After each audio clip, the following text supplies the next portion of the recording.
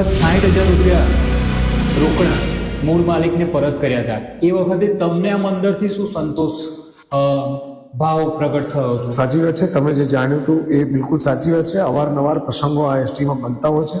મુસાફરો મુસાફરી કરવા આવતા હોય તો ઘણા બધા ઉતાવળમાં હોય છે.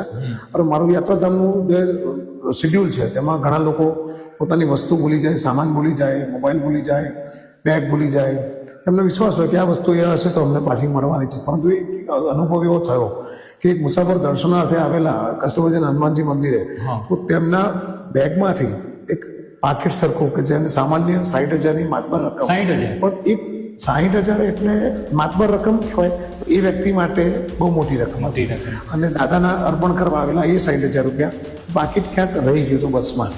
અને એ ખુશી મને ત્યારે જોવા મળી અલગ પ્રકારની, કે જ્યારે મેં એમને પરત કર્યું ત્યારે રડતા રડતા મુસાફર આવ્યા અને ત્યારે કહ્યું કે મારે આવું આવું થયું છે. તો અમે એને પ્રયત્ન, કારણ કે અમે બસ રોજ સફાઈ કરતા હોઈએ ત્યારે કોઈની સેફ્ટી પિન મળે તો પણ મૂકી રાખીએ, બક્કલ મળે તો પણ મૂકી રાખીએ. તેનો આ એક અભિગમ કે અમે કંઈક પણ કોઈને આપીએ, સેવાનો લાભ મળે તો એ મારા માટે સંતુષ્ટ. તો એ દિવસે ₹60,000 પ્રાપ્ત થઈ. રડતો રડતો ભાઈ આવ્યો.